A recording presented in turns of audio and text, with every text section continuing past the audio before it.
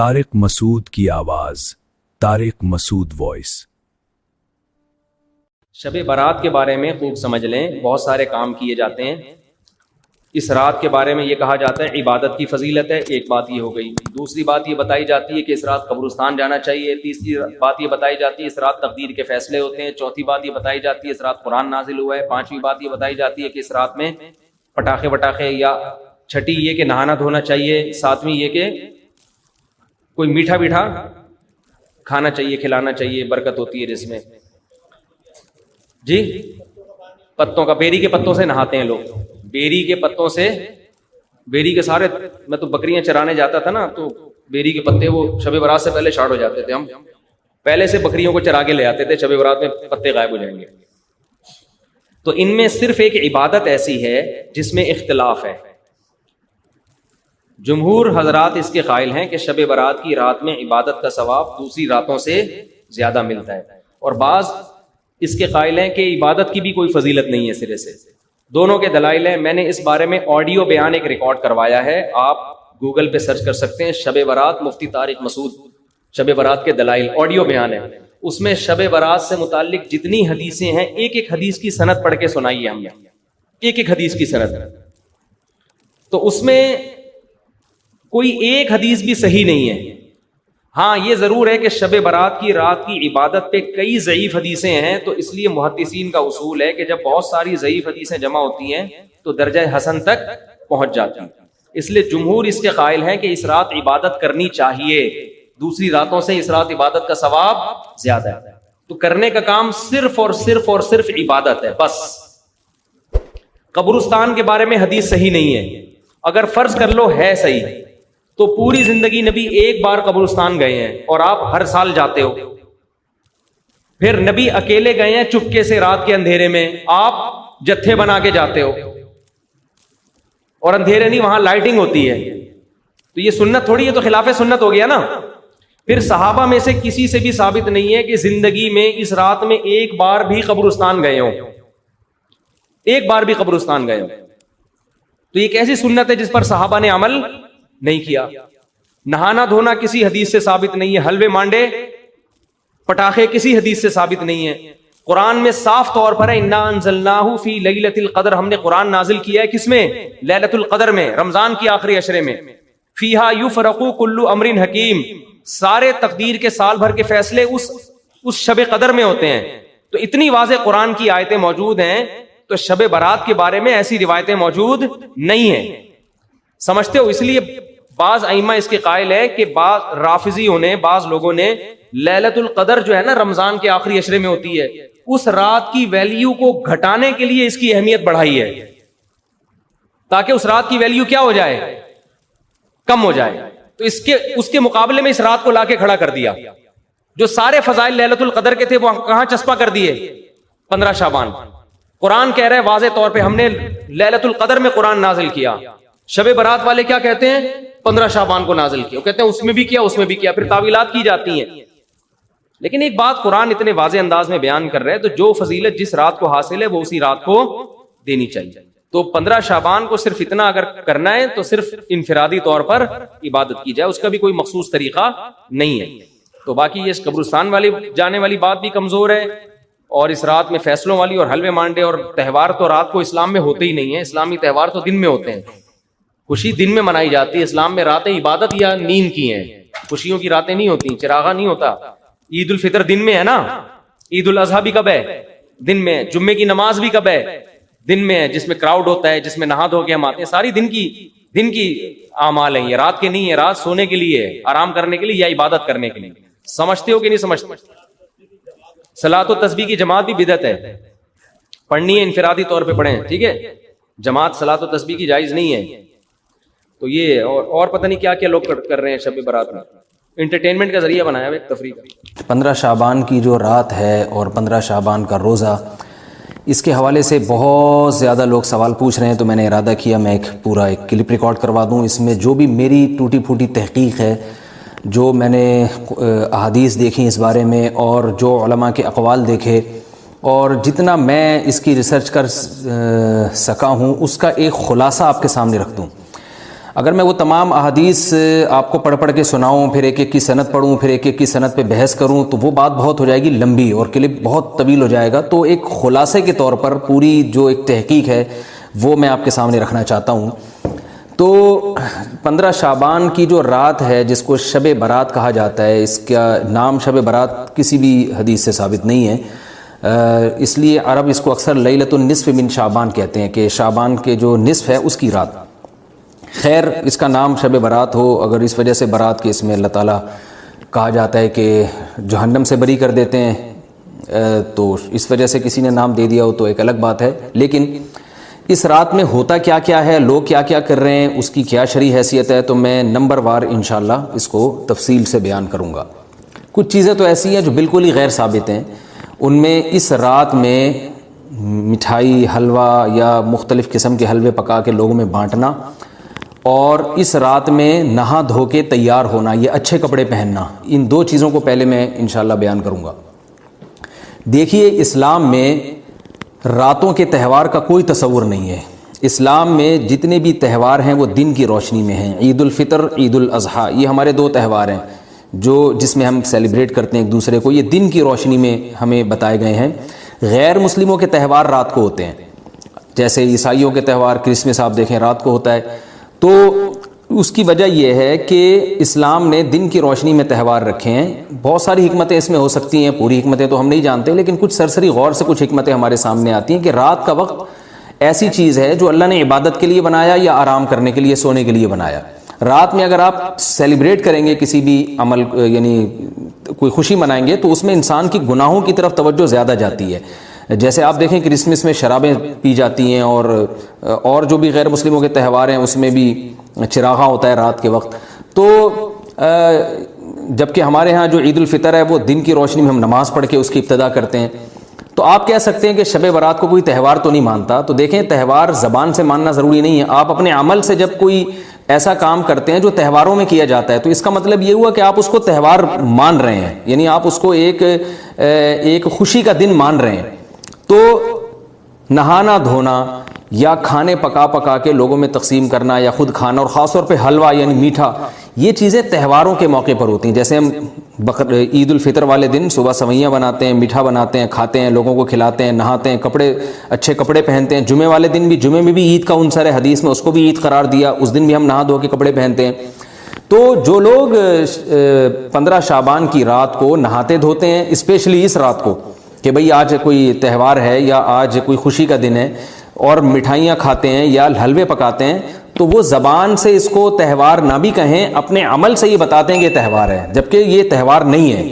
اسلام میں کوئی اس کی ایک ضعیف روایت بھی نہیں ہے کہ آپ صلی اللہ علیہ وسلم نے، میرے علم میں نہیں ہے کم از کم، ہو سکتا ہے کوئی موضوع من گھڑت روایت موجود ہو جس میں کوئی کہیں بھی نہیں ہے کہ آپ صلی اللہ علیہ وسلم نے اس رات کو ہمیں نہانے کا حکم دیا ہو، یا اچھے کپڑے پہننے کا حکم دیا ہو، یا کھانے پینے کا یا حلوے کھلانے کا، ہمیں حلوے مانڈے کا ہمیں حکم دیا ہو. تو اللہ کا واسطہ یہ بدعت ہے، اس کو ختم کریں اپنے معاشرے سے.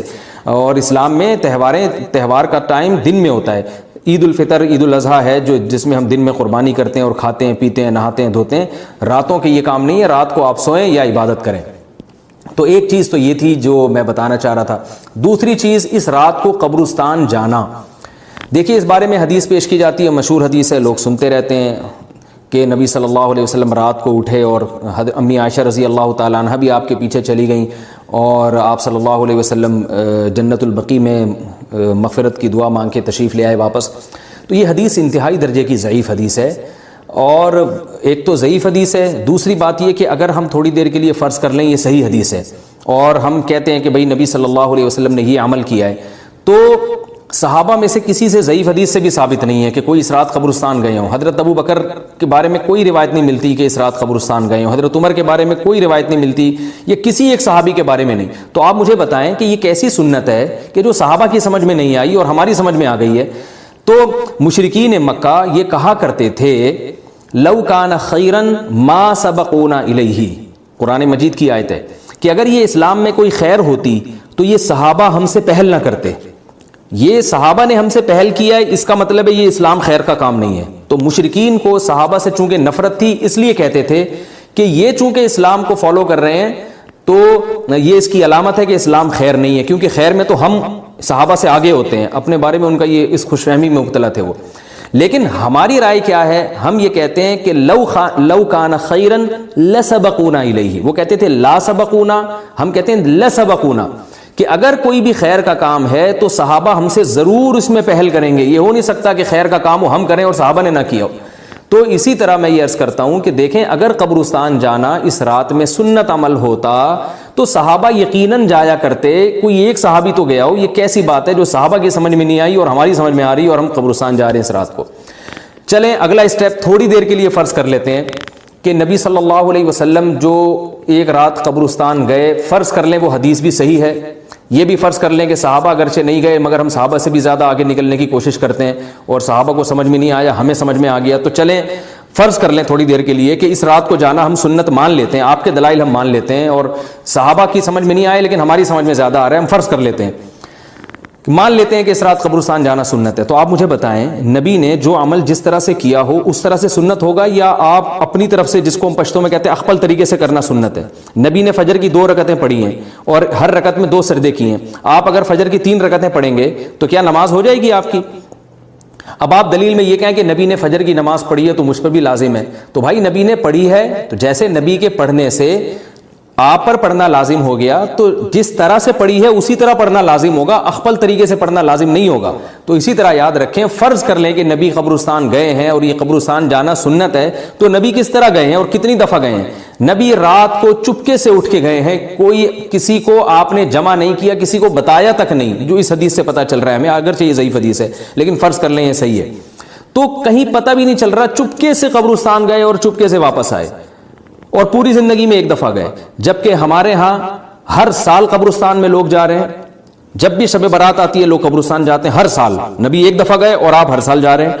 نمبر 2، جاتے جتھوں کی شکل میں، نبی تو چپکے سے گئے ہیں. تو آپ رات کو 2-2:30 بجے ذرا چپکے سے اٹھیں اور تنہائی میں جب قبرستان میں وحشت ہو اور اندھیرا ہو اور وہاں قبرستان جائیں، اتنا دم ہے آپ میں، تو ہم کہیں گے بھئی آپ نے نبی کی سنت کو زندہ کیا ہے. لیکن آپ تو جتھوں کی شکل میں جا رہے ہیں، نہا دھو کے جا رہے ہیں، خوشبو لگا کے جا رہے ہیں، تیار ہو کے جا رہے ہیں، اور جو کچھ وہاں خرافات ہو رہی ہیں قبرستان میں وہ تو ساری دنیا کو معلوم ہے. میلے ٹھیلے لگے ہوئے ہیں وہاں پہ، گولے گنڈے بک رہے ہیں، برگر بک رہے ہیں، گول گپے بک رہے ہیں وہاں پہ، اور پھول الگ بک رہے ہیں، ہار پھول قبروں پہ چڑھانے کے لیے. کیا بدماشی ہے یہ! کیا منہ دکھائیں گے رسول اللہ صلی اللہ علیہ وسلم کو قیامت کے دن؟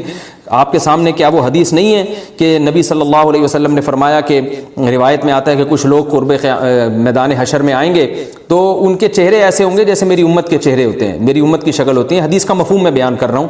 تو جب وہ حوض کوثر کا پانی پینے کے لیے میرے پاس آئیں گے تو فرشتے ان کو بھگائیں گے، سحقن سحقن. تو آپ صلی اللہ علیہ وسلم پوچھیں گے یہ تو میری امت ہے، آپ تو فرشتے کیا کہیں گے کہ یہ آپ کی وہ امت ہے جنہوں نے آپ کے دنیا سے جانے کے بعد دین میں ایسی چیزیں ایجاد کر لی تھیں جن کا آپ نے حکم نہیں دیا. تو آپ کیا فرمائیں گے؟ سحقن سحقن، دور کرو ان سے. تو ایسا نہ ہو کہ ہم قیامت کے دن رسول اللہ صلی اللہ علیہ وسلم کی شفاعت سے محروم ہو جائیں. تو اللہ کا واسطہ قبرستان مت جائیں اس رات، گھر میں بیٹھیں آرام سے، یہیں بیٹھ کے میت کے لیے مغفرت کی دعا کریں. اور اگر آپ سمجھتے نہیں یہ حدیث بالکل صحیح ہے اور جانا لازمی ہے تو پھر تنہائی میں جائیں، ایسے قبرستان کا انتخاب کریں جہاں آپ کے علاوہ کوئی بھی نہ ہو، اور پھر چپکے سے جائیں اور پتلی گلی سے واپس آ جائیں آپ. اگرچہ ہم تو اس کو بھی نہیں مانتے لیکن اگر کرنا ہے تو پھر اس طریقے سے عمل کریں اگر آپ حدیث کو فالو کرنا چاہتے ہیں آپ اپنے خیال کے مطابق. تو یہ 2 باتیں ہو گئی. ایک تیسری چیز کیا ہے؟ کیا قرآن اس رات میں نازل ہوا ہے اور تقدیر کے فیصلے اس رات میں ہوتے ہیں؟ دیکھیے قرآن میں 2 جگہ اللہ نے اس مضمون کو بہت وضاحت سے بیان کیا. ایک سورہ دخان میں انا انزلناہ فی لیلۃ مبارکہ کہ ہم نے اس کو مبارک رات میں نازل کیا، اور اللہ نے فرمایا فیہا یفرق کل امر حکیم، اس میں حکمت والے فیصلے ہوتے ہیں اس رات میں. دوسری جگہ 30ویں پارے میں سورہ قدر میں اللہ نے فرمایا انا انزلناہ فی لیلۃ القدر، ہم نے اس قرآن کو لیلۃ القدر میں نازل کیا، اور اس میں بھی اللہ نے فرمایا تنزل الملائکۃ فیہا کہ فرشتے اس رات میں اترتے ہیں باذن ربہم من کل امر، تمام قسم کے معاملات لے کے. تو یہاں بھی اللہ بتا رہے ہیں کہ جو 1 سال کے فیصلے جس رات میں ہوتے ہیں اور فرشتوں کے حوالے کیے جاتے ہیں وہ رات اور قرآن کے نازل ہونے والی رات ایک ہی ہے، یہ الگ الگ راتیں نہیں ہیں. اور سورہ قدر میں اللہ نے فرما دیا واضح لفظوں میں کہ وہ لیلۃ القدر کی رات ہے. تو اتنی وضاحت کے بعد پھر یہ کہنا کہ اس رات میں قرآن نازل ہوا تھا جبکہ اس کے بارے میں کوئی صحیح حدیث موجود بھی نہیں ہے، ضعیف یا موضوع روایتیں ہیں، تو یہ بالکل قرآن پر میں سمجھتا ہوں کہ یہ ٹھیک نہیں ہے، بالکل دلیل کے لحاظ سے یہ کمزور بات ہے. اگرچہ بعض علماء اس طرف گئے ہیں اور انہوں نے تعویل کی ہے، انہوں نے یہ تعویل کی ہے کہ قرآن جو ہے آسمان دنیا پہ آیا لیلۃ القدر میں، اور وہاں سے جو نیچے نزول شروع ہوا ہے وہ شب برات میں ہوا ہے، لیکن یہ تعویل عقل سے بعید ہے اور اس تعویل کی ہمیں ضرورت بھی نہیں ہے۔ دو صحیح حدیثیں ٹکرا رہی ہوں یا قرآن کی آیت کسی ایسی متواتر حدیث سے ٹکرا رہی ہو تو پھر تو وہاں ہمیں تطبیق دینے کی ضرورت پیش آتی ہے، جب قرآن کے مقابلے میں کوئی حدیث ہی نہیں ہے، صحیح حدیث بھی نہیں ہے۔ حالانکہ قرآن کے مقابلے میں تو فقہا کہتے ہیں کہ اگر صحیح حدیث بھی ہو، متواتر نہ ہو، صحیح حدیث بھی ہو تو وہ بھی ظنی ہوتی ہے، تو اس حدیث کو رد کیا جائے گا، قرآن میں تعویل نہیں کی جائے گی۔ لیکن یہاں تو صحیح حدیث بھی نہیں ہے، یہاں تو ایک ضعیف روایت ہے اور ضعیف اقوال ہیں، آپ اس کو کیسے قرآن کے مقابلے میں لا سکتے ہیں؟ تو جو بالکل بے غبار بات ہے وہ یہی ہے کہ اللہ تعالیٰ نے قرآن مجید کو لیلۃ القدر میں نازل کیا، جو رمضان کے آخری عشرے میں ہوتی ہے، اور اسی لیلۃ القدر میں فیصلے بھی ہوتے ہیں۔ اور بعض لوگ کہتے ہیں اس میں حرج کیا ہے کہ ہم 15 شعبان کو بھی فرض کر لیں، اس میں قرآن نازل ہوا اور لیلۃ القدر میں بھی، بھائی اس سے لیلۃ القدر کی ویلیو کم ہوتی ہے۔ اللہ تو لیلۃ القدر کی ویلیو بڑھا رہے ہیں کہ یہ ایسی رات ہے جس میں ایک سال کے فیصلے بھی کر دیے جاتے ہیں اور اس میں قرآن مجید کا نزول بھی شروع ہوا۔ تو جس رات کو اللہ نے جو پروٹوکول دیا ہے وہی پروٹوکول اس کو دینا چاہیے، آپ اس کو کسی اور رات کو نہ دیں وہ پروٹوکول۔ تو یہ تیسرا مسئلہ ہوا۔ پہلا مسئلہ حلوے مانڈے کا اور نہانے دھونے کا، وہ بھی غلط ہے۔ دوسرا مسئلہ قبرستان جانے کا، وہ بھی ٹھیک نہیں ہے۔ تیسرا مسئلہ کہ اس رات میں قرآن نازل ہوا اور فیصلے ہوتے ہیں، یہ تیسری بات بھی غلط ہے۔ نہ تو اس رات میں قرآن نازل ہوا اور نہ اس رات میں فیصلے ہوتے ہیں۔ چوتھی چیز کہ کیا اس رات میں عبادت کی کوئی فضیلت ہے سرے سے یا نہیں ہے، یہ ایک علمی مسئلہ ہے۔ تو اس بارے میں خوب اچھی طرح سمجھ لیں کہ اس بارے میں جتنی بھی احادیث ہیں جو اس رات کی فضیلت کے بارے میں ہیں کہ بنو کلب کی بکریوں کے برابر مغفرت ہوتی ہے اور بکریوں کے بالوں کے برابر، اور یا جو بھی اس بارے میں روایات ہیں کہ سب کی بخشش ہو جاتی ہے سوائے اس شخص کے جو کسی کے دل میں کینہ رکھتا ہے، تو یہ جتنی اس رات کی فضیلت میں احادیث ہیں، تو ایک بات تو خوب اچھی طرح سمجھ لیں، اس پر تمام محدثین کا، جہاں تک میں نے دیکھا ہے، تمام محدثین کا اتفاق ہے کہ اس کی فضیلت میں صحیح حدیث ایک بھی نہیں ہے۔ اس رات کی فضیلت میں ایک بھی صحیح حدیث موجود نہیں ہے، لیکن ضعیف روایتیں اتنی کثرت سے ہیں کہ ایک الگ محدثین کا اصول ہے کہ جب ضعیف روایتیں کی سندیں زیادہ ہو جائیں تو وہ حسن بن جاتی ہے، یعنی قابل قبول ہو جاتی ہے وہ، کیونکہ بہت ساری کمزور چیزیں مل کے اس میں کچھ قوت پیدا کر دیتی ہیں۔ تو اب جن علماء نے احادیث کے ضعف کی طرف دیکھا کہ ایک بھی صحیح روایت نہیں ہے، انہوں نے اس رات کا بالکلیہ انکار کر دیا کہ اس رات کی سرے سے کوئی فضیلت نہیں ہے۔ لیکن جن علماء نے اصول حدیث کی طرف دیکھا اور فقہ کے ایک اصول کی طرف دیکھا کہ کثرت روایات درجہ حسن تک پہنچ جاتی ہیں، ضعیف روایات، تو انہوں نے کہا کہ بالکل اس رات کی فضیلت کا انکار ہی سرے سے کر دینا یہ غلط ہے۔ تو جمہور اس طرف گئے ہیں کہ اس رات کی فضیلت کا بالکلیہ انکار کر دینا یا اس کی عبادت کی فضیلت کا بالکلیہ انکار کر دینا یہ ٹھیک نہیں ہے، لیکن کچھ علماء، وہ بھی بڑے محقق علماء ہیں، وہ اس طرف گئے ہیں کہ اس رات کی سرے سے کوئی فضیلت اسلام میں ہے ہی نہیں۔ اب میں دونوں طرف کے علماء کا کچھ تھوڑا سا تجزیہ پیش کرتا ہوں۔ تو جو علماء یہ کہتے ہیں کہ اس رات کی فضیلت ہے اور فضیلت میں کثرت سے روایات ہیں اور اس میں بڑے بڑے علماء داخل ہیں، امام شافعی رحمہ اللہ تعالیٰ جیسے مجتہد بھی ہیں جو اس رات کی فضیلت کے قائل ہیں۔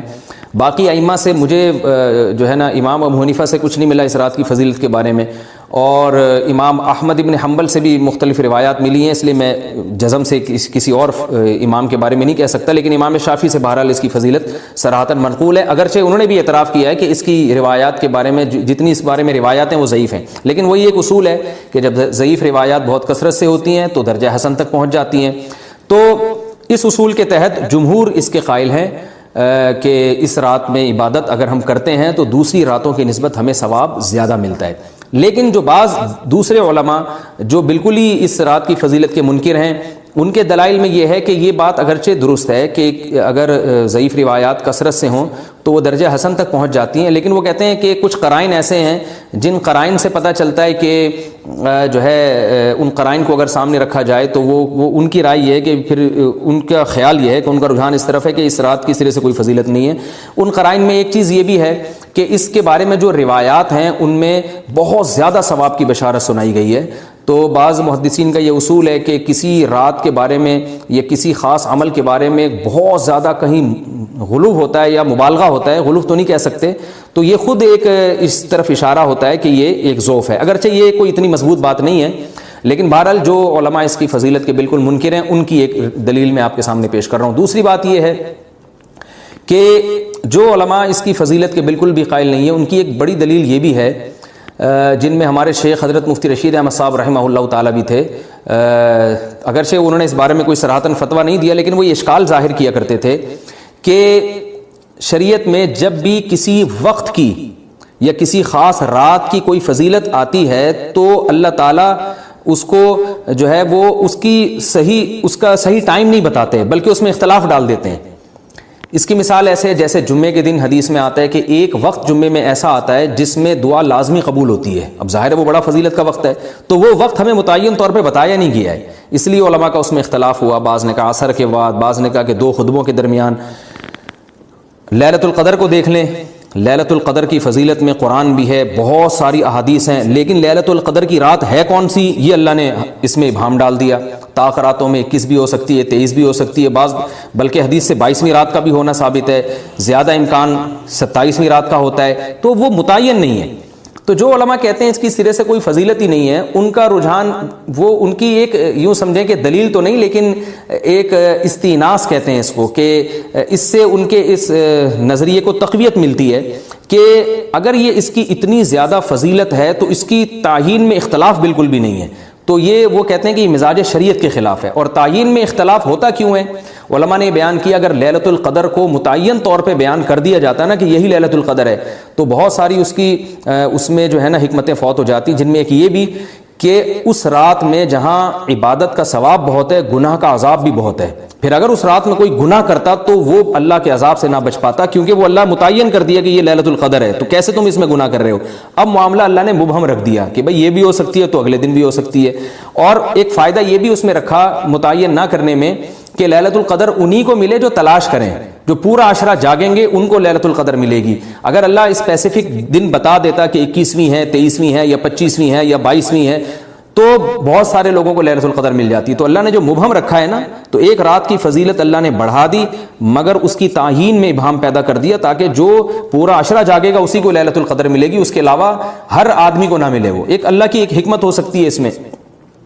تو یہ 2 حکمتیں ہیں کہ اس میں گناہ اگر کوئی کرے تو اس پر عذاب نہ آ جائے، کیونکہ اگر متعین کر دیا جائے گا تو پھر گناہ کیسے تم کر رہے ہو اس رات میں، تو اللہ نے اس میں بھی ابہام پیدا کر دیا۔ جو گناہ کرنے والا ہے اگرچہ وہ بڑا گناہ گار ہے اس رات میں، چاہے وہ رمضان کا آخری عشرے میں کسی رات میں بھی گناہ کرتا ہے، لیکن کم از کم اتنا عذر تو ہے کہ اس کو کیا پتا تھا کہ یہ آج لیلۃ القدر ہوگی۔ تو جو 15 شعبان کی رات ہے اس کی بہت زیادہ فضیلت ہے، تو پھر یہ رات کو متعین کیوں کر دیا گیا؟ یہ ان علماء کی دلیل میں بیان کر رہا ہوں جو اس کی فضیلت کے بالکل بھی قائل نہیں ہے، لیکن بہرحال حقیقت یہ ہے کہ جمہور علماء اس کی فضیلت کے قائل ہیں، کیونکہ یہ جو میں نے دلائل دیے کہ وہ علماء جو اس کی فضیلت کے سرے سے منکر ہیں ان کے یہ دلائل کو ہم دلیل نہیں کہیں گے بلکہ استئناس کہیں گے، کہ استئناس کہتے ہیں کہ ایک چیز استدلال نہیں ہے بلکہ ان اپنے نظریے کی تقویت کے طور پر ایک چیز کو پیش کر دینا جس سے یہ لگتا ہو کہ واقعی یہ صحیح کہہ رہے ہیں، اس کو استئناس کہتے ہیں۔ میں جو آسان لفظوں میں سمجھانے کی کوشش کر رہا ہوں، اور ایک استدلال کہتے ہیں کہ ایک ریسرچ کو، ایک پوری تحقیق کو۔ تو جمہور کا مذہب ایک اصول پر مبنی ہے کہ بھئی اتنی ساری روایات ہیں اور ضعیف ہیں، ان میں ٹھیک ہے کچھ موضوع بھی ہیں لیکن بہت ساری ایسی ہیں جو موضوع بھی نہیں ہیں، تو ضعیف روایات ہیں جب اتنی کثرت سے ہیں اور اس میں ہے بھی عبادت کا تذکرہ تو عبادت کرنے میں کوئی حرج بھی نہیں ہے، تو لہذا انہوں نے اس کو جو ہے نا اس کو دلیل بنایا ہے اور اصول کے لحاظ سے یہ بات درست ہے۔ تو اس اصول کو اگر کوئی فالو کرنا چاہے تو اس رات کی عبادت اس کے لیے بالکل ٹھیک ہے اور اللہ کی رحمت سے امید ہے کہ اس میں اس کو ثواب زیادہ ملے گا۔ تو جمہور ایک طرف ہیں اور بعض علماء دوسری طرف ہیں۔ تو یہ میں نے صرف اس لیے بیان کر دیا کہ اس رات کی فضیلت میں اتفاق نہیں ہے بلکہ مختلف فی ہے، مجتہد فی ہے، اختلاف رائے اس میں ہو سکتا ہے۔ تو اگر کوئی عالم اس رات کی فضیلت کا بالکلیہ انکار کرے اور ان علماء کا بھی احترام کرے جو اس رات کی فضیلت کے قائل ہیں تو پھر اس عالم پر رد کرنے کا حق نہیں ہے۔ دوبارہ میں اپنی بات کو ریپیٹ کرتا ہوں، اگر کوئی عالم یہ کہے کہ اس رات کی سرے سے کوئی فضیلت نہیں ہے تو اس عالم پر طعن و تشنیع جائز نہیں ہے، کیونکہ ان کے بھی کچھ نہ کچھ استدلالات ہیں۔ ہاں اگر کوئی عالم اس رات کی فضیلت کا انکار کر کے جمہور کے مذہب کو بالکل غلط قرار دیں اور اس عمل کو یہاں اس رات کی عبادت کو بالکل بدعت قرار دیں اور جو اس رات میں عبادت کر رہے ہیں یا اس کی فضیلت کے قائل ہیں ان کو بدعتی قرار دیں تو یہ غلو ہو جائے گا, یہ زیادتی ہو جائے گا, زیادتی ہو جائے گی, جو کہ بالکل غلط ہے. کیونکہ جب دونوں طرف دلائل ہیں تو اعتدال والی رائے اختیار کرنی چاہیے, اور کسی ایک طرف بہت زیادہ جھکاؤ یا کسی ایک کو 100% غلط قرار دے دینا, بدعتی قرار دے دینا, یہ درست نہیں ہے. جو ہماری قوم میں ایک مزاج ہے کہ بس اپنی رائے کو مسلط کرتے ہیں اور دوسرے کی رائے کو مانتے ہی نہیں. تو عوام کے لیے کیا ہے؟ لوگ کہتے ہیں مفتی صاحب کنفیوز کر دیا آپ نے, تو لٹکا کے چھوڑ دیا ہمیں. بھائی میں کنفیوز نہیں کر رہا, عوام جمہور کے مذہب کو فالو کرے گی. جمہور میں بڑے بڑے علماء ہیں, وہ اس کی فضیلت کے قائل ہیں اور وہ اس کے قائل ہیں کہ اس رات میں عبادت کرنی چاہیے, تو آپ جمہور کے مذہب کو فالو کر سکتے ہیں. تو اب یہ بات تو ہو گئی جمہور کا مذہب, میں نے آپ کو بتایا کہ وہ اس رات میں فضیلت کے قائل ہیں کہ اس رات میں عبادت کرنی چاہیے. لیکن کیسے کرنی چاہیے اس پر تمام علماء کا اتفاق ہے کہ مسجد میں جتھے بنا کے جانا یا اجتماعی عبادت کرنا یہ بالکل بدعت ہے, بالکل ناجائز ہے. اسی طرح کوئی مخصوص قسم کی نماز پڑھنا کہ پہلی رکعت میں یہ والی صورت, تو دوسری میں یہ والی صورت, تو تیسری میں یہ والی صورت, یہ بالکل بدعت ہے. صلاۃ التسبیح کی جماعتیں بدعت ہیں. تو ایک ہی راستہ ہے آپ کے پاس, آپ عبادت کرنا چاہتے ہیں تو انفرادی طور پر ایسے عبادت کریں جیسے عام دنوں میں آپ عبادت کرتے ہیں, یہ ویسے ہی نماز پڑھیں جیسے عام دنوں میں نماز پڑھتے ہیں. کوئی مخصوص صورتیں, مخصوص رکعتیں نہیں ہیں. جتنی اللہ توفیق دے, تنہائی میں آپ 2 رکعتیں, تہجد کی 4 رکعتیں, 6 رکعتیں, 8 رکعتیں, 16 رکعتیں, جتنی اللہ توفیق دے آپ رات کو کھڑے ہو کر انفرادی نماز پڑھیں. دعائیں مانگیں اللہ تعالیٰ سے, قرآن کی تلاوت کریں, تسبیحات کریں. جتھے نہ بنائیں مسجد میں, چراغاں نہ کریں, بتیاں نہ لگائیں, قبرستانوں پہ رش نہ کریں. یہ سب ناجائز اور سب حرام ہے, گناہ ہے, اس کا اسلام میں کوئی تصور نہیں. کرنا ہے تو صرف ایک کام آپ کر سکتے ہیں کہ صرف عبادت کریں, اور اللہ کی رحمت سے امید کی جا سکتی ہے کہ اللہ تعالیٰ اس رات میں آپ کو عبادت کا دوسری راتوں کی نسبت ثواب عطا فرمائے گا. کیونکہ آپ اگر جمہور علماء کو فالو کر رہے ہیں تو ہمیں یعنی جن کے پاس علم نہیں ہے تو ان کو علماء ہی کو فالو کرنے کا اللہ نے حکم دیا ہے. تو آپ جمہور علماء کی رائے پر عمل کرتے ہوئے اگر عبادت کرنا چاہیں تو اللہ کی رحمت سے امید ہے کہ انشاءاللہ آپ کو ثواب ملے گا. لیکن عبادت کا کوئی مخصوص طریقہ ہرگز نہیں ہے. پمفلیٹ بٹ رہے ہوتے ہیں کہ یہ والی صورت پڑھنے سے یہ ہو جائے گا, تو یہ والی صورت پڑھنے سے یہ ہو جائے گا, یہ بالکل غلط ہے. تو انفرادی عبادت ہوگی اور ایسے ہی عبادت کا طریقہ ہوگا جیسے پورے سال ہوتا ہے. نماز اسی طرح پڑھی جائے گی جیسے پورے سال پڑھی جاتی ہے, دعائیں مانگی جائیں گی. اپنے طور پر اجتماعی سطح پہ کوئی عمل نہ کیا جائے. اللہ تعالیٰ سے دعا ہے کہ اللہ تعالیٰ ہمیں سمجھنے کی, عمل کرنے کی توفیق عطا فرمائے. اللہ تعالیٰ نے پیغمبر کی ازواج سے خطاب کیا کہ یا نساء النبی لستن کاحد من النساء, اے نبی کی بیویوں تم عام عورتوں کی طرح نہیں ہو. فلا ان اتقیتن, اگر تم تقوی اختیار کرو, فلا تخضعن بالقول. آج جو ہے نا انبیاء کے واقعات تو ہیں نہیں آج کے, آج صرف احکام ہیں. تو میں 1 بائی 1 جو اللہ میاں نے ہمیں آرڈرز دیے ہیں وہ میں بیان کروں گا, اور اس میں کسی کا اختلاف, گرین چینل, وائٹ چینل, کوئی اختلاف نہیں. تو اللہ تعالیٰ نے پہلا حکم کیا دیا؟ فلا تخضعن بالقول. حکم دیا عورتوں کو کہ جب کسی غیر مرد سے بات کریں تو اپنی آواز میں نرمی پیدا کرنے کی کوشش نہ کریں. آج ہمارے ہاں جب کوئی خاتون شوہر سے بات کرتی ہیں, آدمی کہتا ہے بھائی نہ ہی بات کرتی تو اچھا تھا, چپ ہی رہتی تو اچھا تھا. لیکن یہی جب کسی غیر مرد سے بات کرتی ہیں تو اسٹائل چینج ہو جاتا ہے. ایسا ہی ہے نا؟ تو دیکھو سیکولر لوگوں کے اصول دنیا میں رہنے کے کچھ اور ہیں. آپ ہمارے ہاں فیصلہ ہی نہیں ہو رہا ہے, جیسے ہمارے یہاں فیصلہ ہی نہیں ہو رہا ہے کہ ہم نے انگلش سیکھنی ہے کہ اردو. ہم نے آگے جو سسٹم ہے سارا ہمارا انگلش میں چلے گا یا اردو میں. تو نہ اردو کے رہے ہیں نہ انگلش کے رہے ہیں. جاپانیوں نے فیصلہ کرنا تھا جیپنیز میں سب کچھ ہوگا, فرانسیسیوں نے فیصلہ کر لیا تھا فرینچ میں ہوگا سب کچھ, وہ کہیں نہ کہیں نکل گئے. انڈیا نے فیصلہ کر لیا انگلش میں ہوگا تو وہ بھی نکل گئے. ہمیں پتہ ہی نہیں چل رہا کہ ہماری زبان ہے کون سی, نہ ادھر کے رہے ہم نہ ادھر کے رہے. کسی نے کہا کہ یہ قوم کیسے ترقی کرے گی, مقامی زبان پنجابی گھر میں جو بولی جا رہی ہے یا پشتو بولی جا رہی ہے, اسکول میں اردو، سرکاری زبان انگلش، مذہب کی زبان عربی، اور قبر میں جو سوال ہوگا وہ کس میں ہوگا؟ عربی میں ہوگا. خیر وہ تو اللہ سکھا دے گا آپ کو. تو گھر میں الگ زبان بولی جا رہی ہے، ماں باپ کے ساتھ، دوستوں کے ساتھ الگ زبان بولی جا رہی ہے، دفتری زبان الگ ہے، عدالتی زبان الگ ہے، اور اسکولوں کی زبان الگ ہے. پھر اسکولوں میں میٹرک تک الگ ہے، پھر یونیورسٹیوں میں الگ ہے، تو بڑا ہی غرق ہو گیا. خیر تو ہمیں بھی یہ سمجھ میں نہیں آ رہا کہ ہم مذہب کو فالو کرنے والے لوگ ہیں، ہم مسلمان ہیں، یا ہم نے گوروں سے قوانین لینے ہیں. ان کے ہاں وہ براڈ مائنڈیڈ ہیں، ان کے ہاں جتنا عورت کسی غیر مرد سے لچک کے بات کرے گی نا، اسٹائل میں بات کرے گی، یہ اس کے ایٹیٹیوڈ سمجھے جاتا ہے کہ یار سبحان اللہ، اس کو بولتے ہیں اسٹائل، بالکل ایئر ہوسٹس والا حساب کتاب. تو اللہ تعالیٰ نے پہلا حکم عورتوں کو کیا دیا؟ نبی کی بیویوں کو دیا جا رہا ہے، لیکن اس پر اجماع ہے کہ اصل میں ساری دنیا کی ساری عورتوں کو یہ حکم دیا جا رہا ہے ان کے واسطے سے. فَلَا تَخْضَعْنَ بِالْقَوْلِ، اللہ کہتے ہیں عورت کسی غیر مرد سے جب بات کرے تو اپنی آواز میں نرمی پیدا کرنے کی کوشش نہ کرے، فری ہونے کی کوشش نہ کرے، ایسا اسٹائل اختیار نہ کرے کہ مرد اس کی طرف کھچے.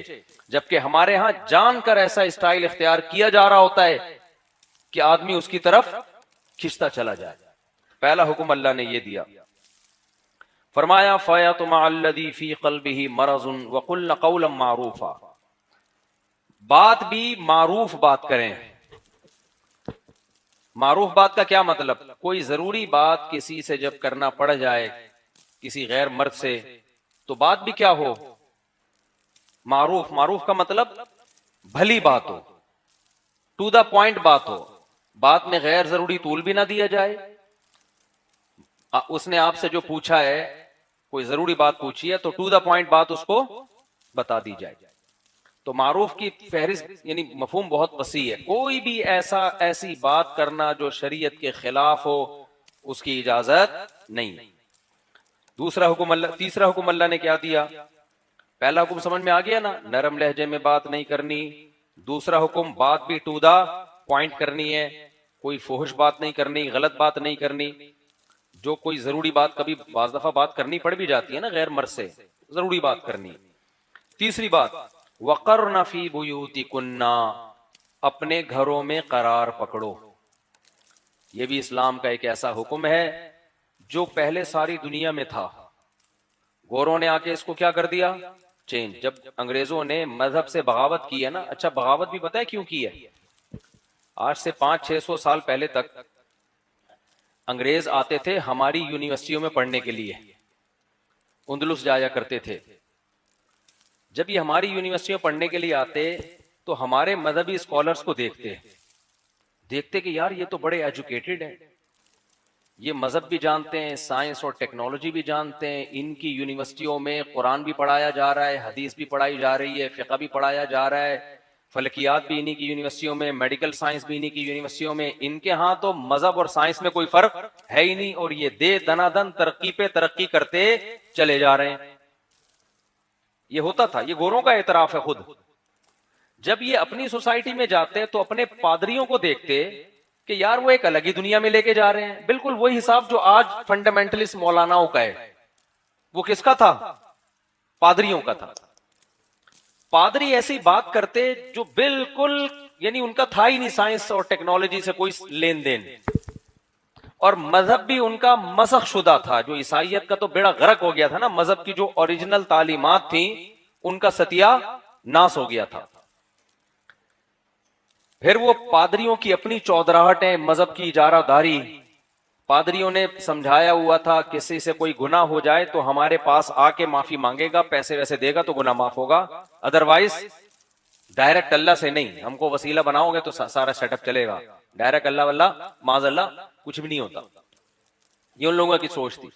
تو پیچھے کو دھکیل رہے تھے وہ لوگ دنیا کو رہبانیت کی طرف. دنیا سے بے رغبتی کا مطلب یہ تھا دنیا چھوڑ دو. تو وہاں سے ان کے ہاں مذہب سے بغاوت شروع ہوئی ہے. انہیں اندازہ ہو گیا کہ ہماری سوسائٹی میں جب تک مذہب ہے ہم اس وقت تک ترقی بولو نہیں کر سکتے. ان کو نکالنا پڑے گا سوسائٹی سے, پادریوں کو. وہی حساب جو آج بہت سارے مولاناؤں کا ہو گیا ہے نا, فنڈامنٹلسٹ بنے ہوئے ہیں, بالکل ایک الگ ہی دنیا میں بند گلی میں لوگوں کو دھکیل رہے ہیں. لیکن مسلمانوں میں چونکہ نبی صلی اللہ علیہ وسلم نے فرمایا امت گمراہی پہ جمع ہوگی نہیں, تو اس حدیث کا مطلب یہ ہوا کہ عیسائیت کا تو بیڑا غرق کر دیا پادریوں نے, سارے ہی خراب ہو گئے. لیکن اس امت میں چونکہ نبی آخری نبی ہیں, عیسائیوں کے بعد تو نبی نے آنا تھا نا, اس امت میں نبی کے بعد کوئی نبی نہیں آئیں گے, تو اس لیے یہ امت گمراہی پہ جمع نہیں ہوگی. اس میں اگر 2 نمبر مولوی ہوں گے تو 1 نمبر بھی اسی امت میں ہوں گے, 2 نمبر علماء ہوں گے تو 1 نمبر بھی ہوں گے. پوری امت گمراہ نہیں ہوگی, اور مذہب مسخ نہیں ہو سکتا, امت گمراہی پہ جمع نہیں ہو سکتی. سمجھتے ہو کہ نہیں سمجھتے ہو؟ لیکن یہ ضرور ہے کہ جو برائیاں پچھلی امتوں میں ہوئی ہیں جزوی طور پر اس امت میں بھی وہ برائیاں آئیں گی, جزوی طور پر آئیں گی, کلی طور پر نہیں آ سکتی کہ پوری امت سارے علماء ہی خراب ہو جائیں. تو یورپ میں پھر وہاں سے مذہب سے بغاوت شروع ہوئی ہے. سمجھ رہے ہو کہ یار یہ مذہب ہے جو ہمیں ترقی نہیں کرنے دیتا. کیونکہ اب وہ ایسا تو نہیں ہوتا نا پوری قوم اسلام قبول کر لیتی, وہ تو اپنے باپ داداؤں کے دین اور مذہب سے تو لوگوں کو محبت ہوتی ہے. تو نتیجہ کیا نکلا بھائی, انہوں نے, اور پھر مسلمان بھی تنزل کی طرف جانا شروع ہو گئے تھے. تو انہوں نے کیا کیا کہ جب آپ کو پتا ہے ری ایکشن ہوتا ہے نا, تو نیوٹن کا قانون آپ نے پڑھا ہوگا, ہر ایکشن کا ایک ری ایکشن ہوتا ہے, جتنا پاورفل ایکشن ہوگا ری ایکشن بھی اتنا ہی پاورفل ہوگا. یہ قانون تو پڑھا ہوا ہے نا آپ لوگوں نے, نہیں بھی پڑھا ہوا ہو تو ویسے ہی مشاہدے کی چیز ہے. ایک تھپڑ کسی کو لگاؤ تو سامنے والا بھی اسی سٹائل سے لگائے گا, وہ نہیں لگائے گا اس کا ابا لگا دے گا. کیا اس قانون کا یہ مطلب نہیں ہے کہ تھپڑ لگاؤ, اس قانون کا اصل مطلب ہے جب تھپڑ آپ کے اس کے لگے گا نا تو آپ کے چانٹے پہ بھی, یعنی جتنی زور سے اس کے منہ پہ آپ تماچا لگائیں گے تو آپ کے تماچے پہ اس کا منہ بھی اتنی زور سے لگے گا. یہ مطلب ہے نیوٹن کے قانون کا, سمجھ. کیونکہ ہمارے ٹیچر ہمیں بتاتے تھے جب ریوائز کرتے تھے نا کہ تم ایک تھپڑ لگاؤ گے دوسرا بھی لگائے گا, تو ہمیں خیال ہوتا تھا بہت دفعہ نہیں بھی لگاتا, وہ ڈر جاتا ہے وہ, یہ ایک تھپڑ اتنا زور سے لگا ہوتا ہے کہ وہ اٹھنے کے قابل ہی نہیں ہوتا. تو پھر قانون میں یہ چینجنگ کرنی چاہیے کہ ہر ایکشن کا ری ایکشن ہوتا ہے, بشرطے کہ ایکشن اتنا زور سے نہ ہو کہ سامنے والا ری ایکشن کے قابل ہی نہ رہے. پھر قانون میں یہ چینجنگ کرنی پڑتی. تو وہ بعد میں ہمیں سمجھ میں آیا کہ وہ ایکشن کا ری ایکشن کا یہ مطلب نہیں ہے کہ وہ بھی تھپڑ لگائے گا. ایکشن کا ری ایکشن آپ نے جتنی زور سے اس کے تھپڑ لگایا اس کا منہ بھی اتنی ہی زور سے آپ کے تھپڑ پہ لگے گا. باقی آپ کو کم تکلیف اس لیے ہوگی کہ آپ کا ہاتھ ہے اور اس کا کیا ہے, منہ ہے, مگر ری ایکشن ویسا ہی ہوا ہے. خیر, تو گوروں میں نا ری ایکشن ہوا. ری ایکشن کیا ہوا بھائی, مذہب سے بغاوت کرو. تو انہوں نے پھر بالکل یو ٹرن لیا ہے, اتنا خطرناک یو ٹرن لیا کہ مذہب کی جو صحیح باتیں تھیں, تحریف شدہ مذہب تھا نا عیسائیت, بھائی کچھ باتیں غلط ہیں, کچھ تحریف ہو گئی, کچھ باتیں کیا ہیں صحیح بھی تو تھیں.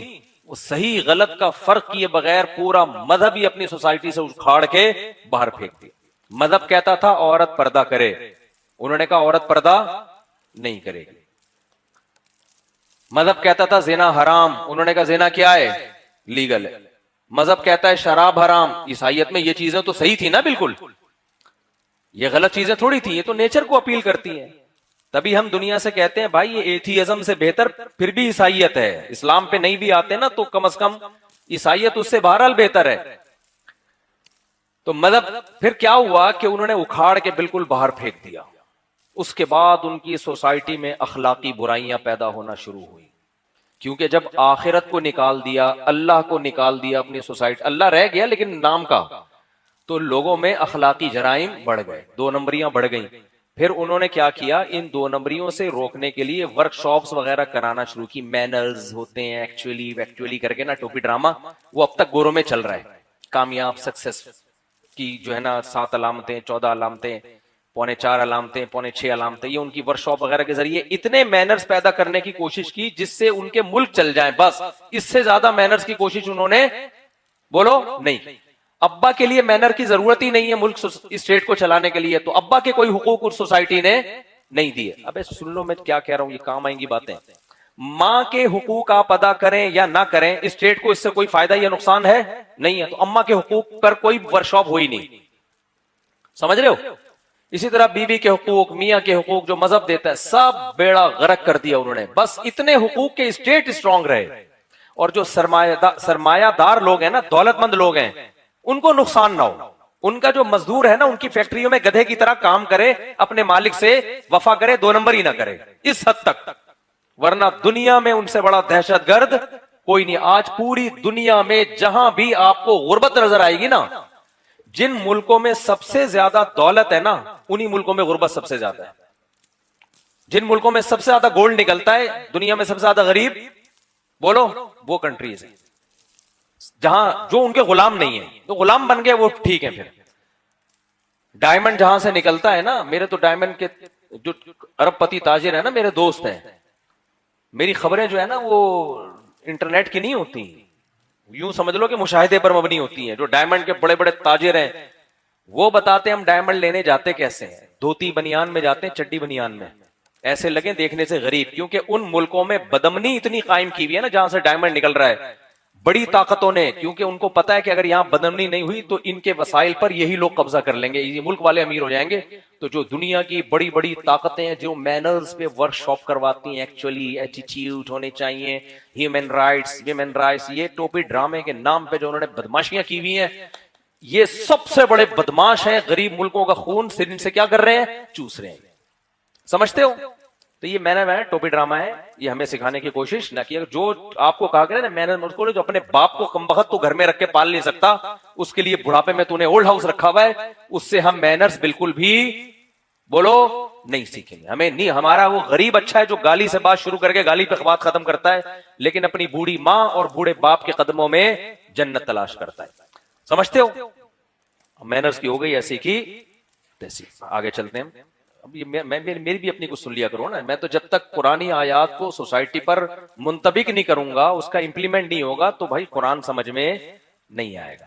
تو اب میں جلدی سے بات کو سمیٹتا ہوں۔ گوروں نے کیا کیا، یو ٹرن لیا، لیکن کچھ چیزیں مذہب کی وجہ سے ان میں پھر بھی تھوڑی سی رہ گئی تھی، وہ چاہ رہے تھے نکالنا، لیکن ان کی خود بھی سمجھ میں نہیں آ رہا تھا۔ جیسے بہن سے شادی ہے، یہ تو حرام ہے نا۔ رشیا میں تو جو انقلاب آیا نا، انہوں نے تو یہ بھی لیگل کر دیا، اللہ معاف فرمائے، تو بولتے ہوئے بھی ڈر لگتا ہے، اس کو بھی لیگل کر دیا۔ بھائی اس کے ناجائز ہونے کی کیا دلیل ہے؟ سب جائز ہے، گدے گھوڑوں کی طرح زندگی گزارو۔ لیکن یورپ بہرحال عیسائیت پہ رہا تھا، امریکہ انگریز عیسائیت پہ رہے تھے، وہ اب تک اس کو حلال نہیں کر سکے۔ 1990 تک امریکہ نے ہومو سیکچولیٹی کو ایک ذہنی بیماری قرار دیا ہوا تھا، کیونکہ ان میں عیسائیت کے اثرات تھے نا۔ بھائی باپ دادا کا جو دین چلا آتا ہے، کچھ نہ کچھ تو اثر باقی رہتا ہے نا، ایک دم سے اتنے آزاد تھوڑی ہو جائیں گے۔ 1990 کے بعد جا کے اس کو بھی کیا کر دیا، لیگل، بالکل ہی گدے گھوڑے، جو کام گدے گھوڑے نہیں کرتے ان سے بھی 2 ہاتھ آگے نکل گئے، کہ تمہاری وسیم سے شادی ہو جائے، غفار سے بھی شادی کر سکتے ہو۔ ابا اگر کنفیوز ہو رہے ہیں کہ یہ غفار میری بہو ہے، یہ میرا داماد ہے، تو اس کنفیوژن سے، کیونکہ ملک کی ترقی میں کوئی رکاوٹ نہیں ہے، تو ایسی کنفیوژن سے کوئی نقصان نہیں ہوتا۔ کل ایک بندے کا فون آیا، کہنے لگا مفتی صاحب میرا دوست وسیم ہے، مجھے کہہ رہا ہے مفتی صاحب کو بولو خدا کے لیے مجھے معاف کر دو۔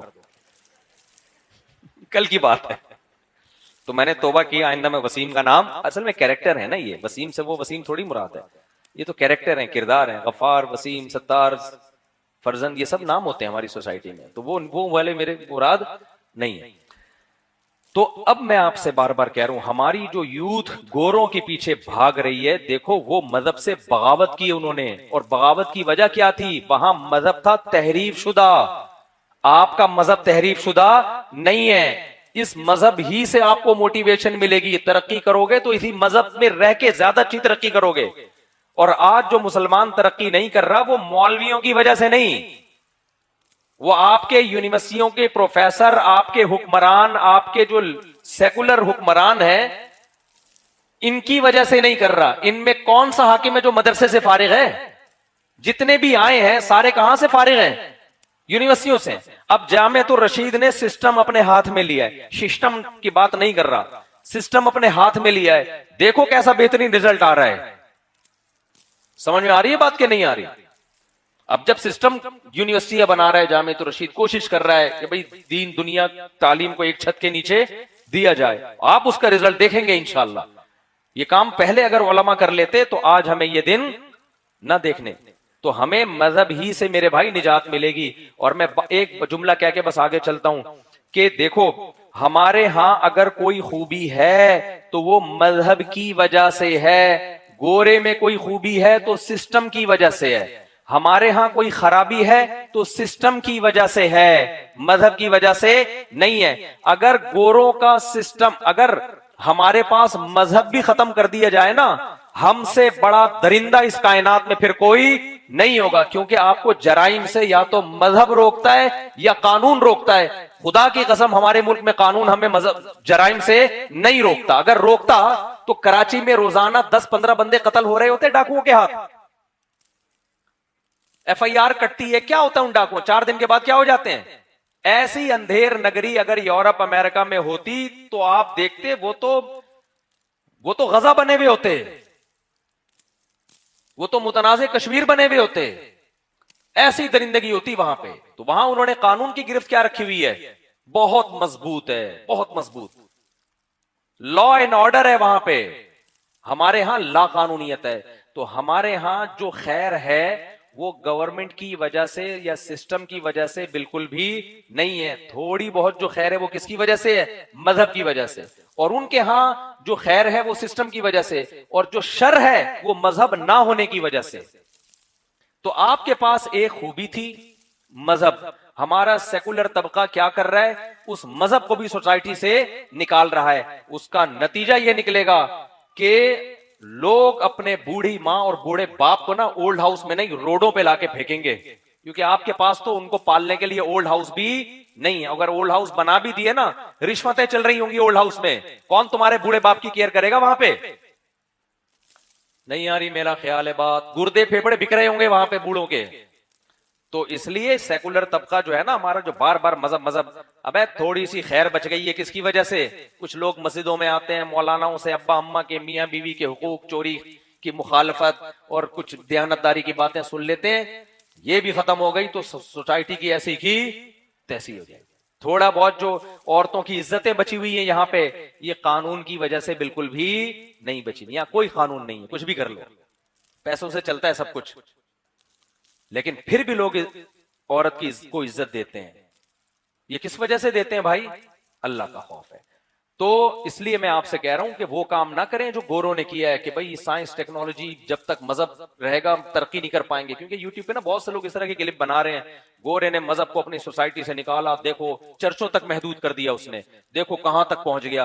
او بھائی جان, وہ ہم مذہب کو اگر نکالیں گے نا تو وہاں تک نہیں پہنچیں گے, جہاں تک ہے اس سے بھی نیچے دھکیل جائیں.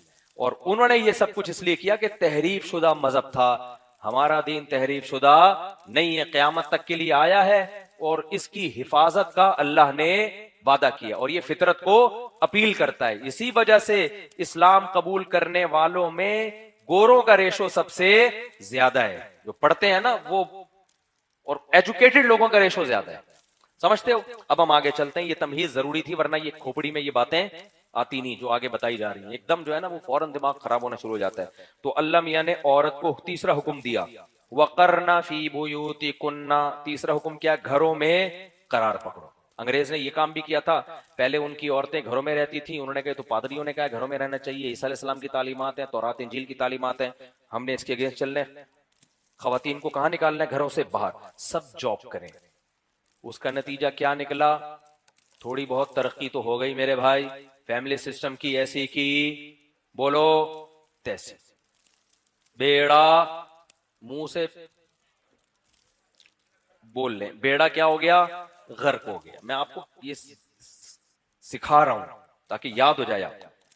سارا سسٹم کی ایسی کی وہی ہو گیا جو ہمارے الیکشن میں ہوا تھا. اب اسٹیبلشمنٹ بھی حیران ہے کہ یار یہ نہ کھل کے بولتا ہے کہ ہم اس کو پکڑے, عجیب طریقے اسٹائل سے. تو ہم سیف سائڈ بھی رکھتے ہیں نا اپنے لیے. آپ کو کیوں ڈر رہے ہو بھائی, ہمیں پکڑ لیں گے تو کون سا ہمیں کوئی بچانے آئے گا. ہم کیوں ان سیاست دانوں کے فیور میں اتنا آگے جائیں, یہ خود کون سا اپنے آپ کو اتنا فیور کرتے ہیں. جب ان کو ضرورت ہوتی ہے تو یہ بھی سسٹم کا حصہ بن کے ہی آگے آتے ہیں. پورا ملک ہی اسی سسٹم کے تحت ہی چل رہا ہے. یا تو یہ ہوتے ہیں نا حق پرست. تو میرے بھائی اللہ تعالیٰ کا حکم یہ ہے کہ عورت گھر کے لیے پیدا ہوئی ہے, گھر سے باہر کے لیے پیدا نہیں. مجبوری میں جاب کر رہی ہے ایک الگ بات ہے. سوسائٹی میں اس چیز کو پروموٹ کرو کہ ہمارے خاندان کی لڑکیاں گھروں میں رہتی ہیں, ہمارے ہاں کھلانے پلانے کی ذمہ داری مردوں کے کندھوں پر ہے. یہ ہلکا حکم نہیں ہے شریعت کا, یہ بہت بڑا حکم ہے. خاندانی نظام کو بچانے کے لیے یہ بہت ضروری ہے. ابھی کسی نے بتایا, میں نے خود نہیں دیکھا وہ کلپ, مجھے کل کسی بندے نے بتایا. اب بندے کی جو خبر ہوتی ہے اس میں بتانے میں اوپر نیچے کچھ ہو سکتا ہے. بتایا کہ جی وہ کوئی اسکالر بیٹھے ہوئے تھے, ان کے پاس کسی خاتون کی کال آئی کہ ایکچولی میں جاب کرتی ہوں, اسی طرح آئی ہوگی, میں نے تو نہیں سنی, تو میں جاب کرتی ہوں تو ایکچولی جو ہے نا وہ مجھے اپنے ایک بندہ پسند آ گیا ہے, تو میں اپنے ہسبینڈ سے خلا لے کے اگر اس سے شادی کر لوں تو کیسا رہے گا. تو اسکالر نے جواب دیا, منافقات اور جو حدیثیں آتی ہیں نا وغیرہ وغیرہ. مجھے خیال ہو رہا تھا میں بیٹھا ہوتا یہاں پہ تو میں اس سے کہتا آپ اپنے ہسبینڈ کو فون دیں. میں کہتا تجھے شرم نہیں آتی یار, یہ تو ہوگا, یہ تو جب آپ نے اپنی بیگم کو بغیر ضرورت کے بھیج دیا. اچھا لوگ بڑے براڈ مائنڈڈ بنتے ہیں, ایکچولی ہمیں ٹرسٹ ہے, ہم ایک دوسرے پہ کیا کرتے ہیں, ٹرسٹ کرتے ہیں. یار تم ایسا ٹرسٹ کسی پہ بھی کر لیا کرو, 1 کروڑ روپے دے دو اس کو, ٹرسٹ کرو اس کے اوپر. یہ ڈائلاگ ہیں, ٹھیک ہے ٹرسٹ کر سکتے ہیں آپ, اعتماد ہے, لیکن کیا انسان کے بارے میں کوئی گارنٹی لے سکتا ہے کہ جیسا آج ہے کل بھی ویسا ہی ہوگا؟ 100% گارنٹی ہو سکتی ہے؟ کتنے کیسز میرے پاس آئے ہیں, محبت میں بیوی کے نام 1 کروڑ کا گھر کر دیا, بیگم کہہ رہی تھی مجھے 1 کروڑ کا گھر دے دیں. اس نے کہا نہیں بیگم, کیوں, کیا مجھ پہ آپ کو ٹرسٹ نہیں ہے؟ بیگم کے ڈائلاگ, میں لے کے بھاگ جاؤں گی. اس نے کہا نہیں میں تو ٹرسٹ کرتا ہوں, تو پھر دے دیں. اس نے کہا کہ چلو ہم دونوں تو ایک ہی ہیں, ہم الگ الگ نہیں ہیں, یہ میاں سوری یہ بیوی اور میں میاں, دونوں ایک. یہ لو. بہت سی خواتین وفا کرتی ہیں, میں نہیں کہہ رہا ساری ایک جیسی ہوتی ہیں. انہوں نے کہا ٹھیک ہے, اب شوہر نے بڑا دل کیا, اس کے ساتھ وفا کی, رہ رہی ہیں اس کے ساتھ. لیکن بعض ایسی بھی کیسز ہمارے سامنے آئے ہیں, بیگم صاحبہ کے جب کاغذات نام ہو گئے, پھر بیگم نے میاں کو سرنج سے نچوڑنا شروع کیا. روزانہ سرنج سے خون نکال رہی ہیں اس کا, مختلف طریقوں سے نا, ٹارچر کر کے, ذہنی اذیت دے کے. اب اور ریٹائر ہو گیا تو اب تو کمانے کے قابل بھی نہیں ہے, اب بات بات کے دھمکی تمیز سے چلو ورنہ یہ گھر سے نکال دیں گے. پھر وہ آتے ہیں میرے پاس روتا ہوا بڈھا بیچارہ, کہتا ہے مفتی صاحب میں نے گھر بنایا, بیگم کے نام کیا, کماتا تھا تو میری گھر میں عزت تھی, اب ریٹائر ہو گیا تو میری گھر میں کوئی عزت نہیں ہے, بات بات کے دھمکی کہ نکال دیں گے نکال دیں گے. میں نے کہا کچھ تو رکھتے اپنے پاس. کہہ رہی بیگم نے کہا تھا کہ کیا مجھ پہ ٹرسٹ نہیں ہے؟ تو میں نے کہا آپ بیگم سے کہتے بیگم تم اپنا سارا سونا مجھے دے دو. پھر وہ کہتی کہ کیوں, کیا مجھ پہ ٹرسٹ نہیں ہے؟ پھر کہتے اپنے بھائی سے بولو وہ جو بحریہ ٹاؤن کا پلاٹ ہے میرے نام کر دو. وہ بھائی کہتا ہے کیوں بھائی, کیا مجھ پہ ٹرسٹ نہیں ہے؟ یہ کیا بات ہوئی یار, ٹرسٹ فضول بات بالکل. بہرحال بعض میاں بیوی کو واقعی ایسا اعتماد ہوتا ہے, کوئی اتنا بڑا ایشو ہے نہیں, لوگ کر بھی رہے ہوتے ہیں, لیکن آپ کو پہلے سے 100% یقین نہیں ہوتا. تو اب وہ کیس آیا کہ جی وہ مجھے پسند ہے, تو بھائی آج آپ کو اعتماد ہے, کل آپ میں کوئی عیب پیدا ہو گیا, باہر بہت چیل کوے بیٹھے ہوئے ہیں پاک دامن عورتوں کو اچکنے کے لیے. اور میں ایسی خواتین سے کہتا ہوں تمہیں جو دفتر میں مرد تم پہ ڈورے ڈال رہا ہے نا, وہ بے غیرت کبھی بھی وفا نہیں کرے گا تمہارے ساتھ, اور اگر وفا کی تو تم سے بڑا بے غیرت ہے پھر وہ, کیونکہ اس کو پتا ہے کہ ایک بے غیرت اپنے شوہر سے وفا نہیں کر رہی تو وہ میرے ساتھ کیسے وفا کرے گی؟ بتاؤ اس کو یقین آئے گا کہ ایک عورت ایسی ہے جس کے شوہر نے براڈ مائنڈڈ بن کے اس کو اجازت دی, اس پہ اعتماد کر کے, وہ اپنے شوہر کے اعتماد کو ٹھیس پہنچا کے کسی اور, وہ وسیم کے علاوہ کسی اور سے چکر چلا رہی ہے, وسیم سے نہیں چلا رہی. وسیم کا فون آیا تھا نا کل کے, یار مجھے میری جان چھوڑ دو, وسیم کے علاوہ کسی اور آدمی سے چکر چلا رہی ہے.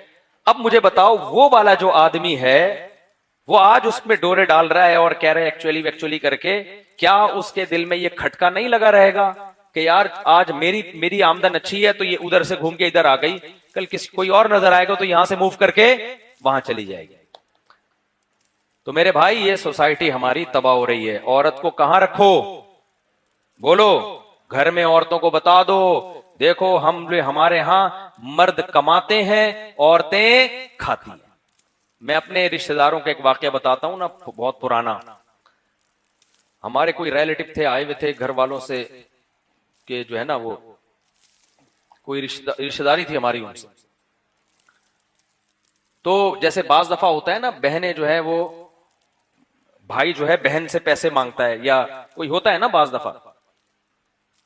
تو وہ صاحب غیرت میں آ گئے, انہوں نے کہا کہ ہمارے ہاں رواج ہے بھائی بہنوں کو کھلاتے ہیں, بہنوں سے کھاتے نہیں. مجھے اس کا جملہ بڑا اچھا لگا. کوئی مجبوری ہو تو بھائی الگ بات ہے, بہن اگر مالدار ہے بھائی غریب ہے تو ایسا نہ ہو کہ اس کو نچوڑ ہی دے بیچارے کو, اس پہ خرچ کریں. لیکن اصول اور ضابطہ کیا ہے؟ مردوں کا کام ہے بولو کھلانا. اور جس مرد کو عورت کی آمدن منہ کو ایک دفعہ لگ گئی نا, وہ قیامت تک کما نہیں سکتا. آپ سمجھ, یہ بڑی بری منہ کو لگنے والی آمدن نہیں. وہ ایسا اپاہج ہو جائے گا نا, بہت مسئلہ ہو جائے گا اس کے لیے. تو اب خواتین کو جاب جاب جاب جاب بہت زیادہ پروموٹ کیا جا رہا ہے. اس سے میرے بھائی نقصان آخر میں کس کا ہوگا؟ خواتین کا نقصان ہوگا, نقصان عورت کا ہوگا. فلپائن میں یہی تو ہوا ہے, عورتوں نے کمانا شروع کیا کہ تمہارا رائٹ ہے تم کماؤ, تمہارا رائٹ ہے. ابے رائٹ تو تمہارا یہ ہے کہ تم کھاؤ. یہ کون سے لیبل لگا دیا آپ نے بھی؟ اس کا بھی حق ہے کمانا. کمانا حق نہیں ہوتا, کمانا ذمہ داری ہوتی ہے, کھانا حق ہوتا ہے. سمجھ میں نہیں آ رہی میرا خیال ہے بات؟ حق کیا ہے کہ بھئی تمہارا بھی حق ہے کہ تم کھاؤ اپنے شوہر کی آمدن سے.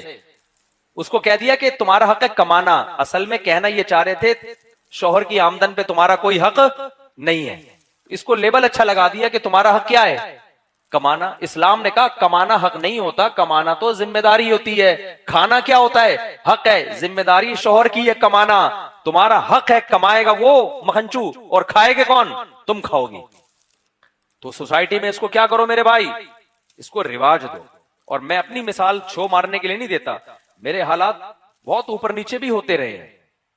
میں نے کبھی بھی اپنے گھر والوں کو کمانے کی اجازت نہیں دی. اسکول میں ٹیچنگ کر سکتی ہیں پردے دار عورتیں, بہت کچھ ہو سکتا ہے, کمانے کے بہت سارے ذریعے ہمارے پاس بھی تھے. ہم نے کہا نہ, ہماری یہ پرمپرا ہے ہی.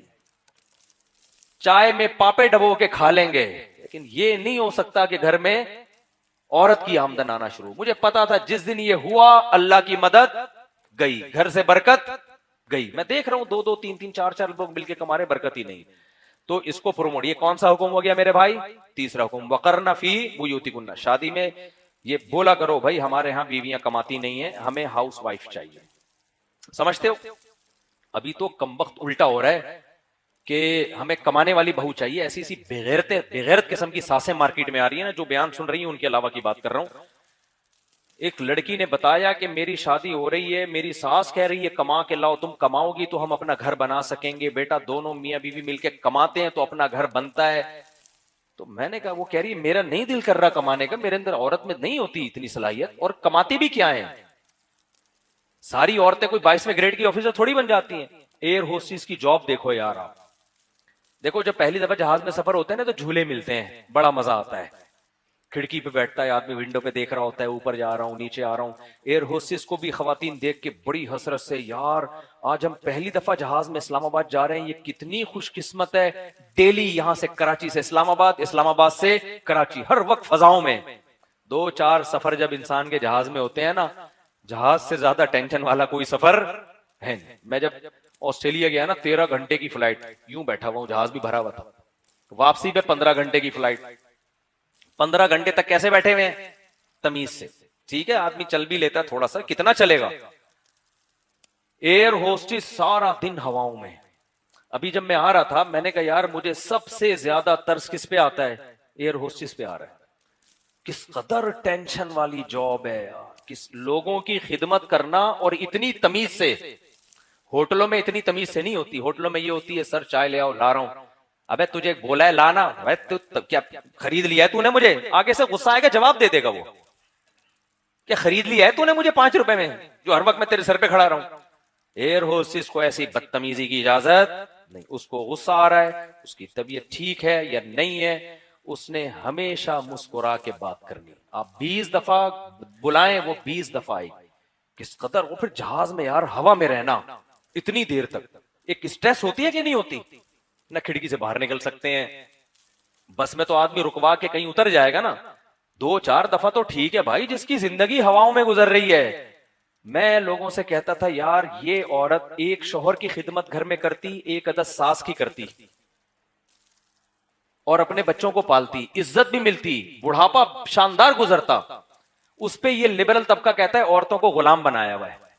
اور آج یہ روزانہ سینکڑوں لوگوں کو کافی پلا رہی ہے, چائے پلا رہی ہے, سرو کر رہی ہے. پیسہ تو آ رہا ہے اس کے پاس, حالانکہ پیسہ تو بھائی تو مالدار مرد سے شادی کر لیتی نا, پیسہ تو پھر بھی آ جاتا. لیکن بڑھاپا کیا ہے, اور تھوڑی سی اس کی ایج زیادہ ہوگی نا, ان کا حسن و جمال ذرا سا ختم ہو, ایئر ہوسٹس ہو گئی, ریٹائر, سوائے پی آئی ہے. یہ اللہ کا بڑا فضل ہے, پی آئی ہماری اپنی ہے. تو ذرا سا حسن و جمال میں تھوڑا سا فرق آیا نا, فوراً کیا کر دیا اس کو, ریٹائر. تو بھائی اس ملیشیا کا بتاؤں آپ کو, میں ملیشیا گیا, کیا ہوا ہے, ہم ہوٹل میں گئے مچھلی کھانے کے لیے, ایک خاتون بنا رہی ہے مچھلی, اور واکر میں بچہ ہے, اس کو جھولے بھی دے رہی ہے. میں نے کہا یہ دیکھو یار, روزانہ 150-200 بندے کو یہ مچھلی کھلا کے, مچھلی پکا کے کھلاتی ہے, بچہ بھی پال رہی ہے. یہ ہے آزادی. اور ہماری عورتیں جو, اور ہمارے ہاں تو اور آپشن ہے نا, ایک دن ادھر ناشتہ کیا تو 3 دن تک ادھر ناشتے کا ناغا, ذمہ داری نہیں ہے. ایک گھر میں کپڑے استری ہو رہے ہیں تو دوسرے گھر میں نہیں ہو رہے, ظاہر ہے کام ڈیوائڈ ہو گیا نا. تو ہمارے ہاں جو ہماری سوسائٹی میں جو خواتین ہیں وہ اتنا کام ان کے ذمے نہیں ہوتا, پھر بھی شوہر کی آمدن کھا رہی ہیں. وہ کھانا چاہیے, ان کا حق ہے. ان کو کہہ دیا کہ یہ دقیانوسی ہے, یہ غلام ہے. تو میرے بھائی مغرب کے پاس بڑے خوشنما نعرے ہیں, لیکن حقیقت میں عزت اسلام میں ہے عورت کی, اسلام سے باہر عزت نہیں ہے. سمجھتے ہو کہ نہیں سمجھتے ہو؟ تو اس لیے یہ بھی اسلام کا تیسرا حکم یاد رکھو, وَقَرْنَ فِي بُيُوتِكُنَّ. اللہ نے مردوں کو یہ حکم نہیں دیا کہ گھروں میں قرار پکڑو, عورتوں کو حکم دیا کہ گھروں میں قرار. اس آیت سے پوری امت کا اجماع ہے کہ عورت کا اصل کام, اس کا اصل وظیفہ گھر کو سنبھالنا ہے. مسلم سوسائٹی میں ہر عورت ہاؤس وائف ہوتی ہے. کسی ضرورت سے, جیسے اب گائنی کی تو لیڈی ڈاکٹر ہی ہوں گی نا, جہاں ضرورت ہو تو ضرورت کی حد تک مستثنا ہے, لیکن اصول کیا ہے, گھرداری. تو نکاح کرنے سے پہلے کیا دیکھنا ہے بھائی, گھرداری چاہیے. سمجھتے ہو کہ نہیں سمجھتے؟ آگے چل.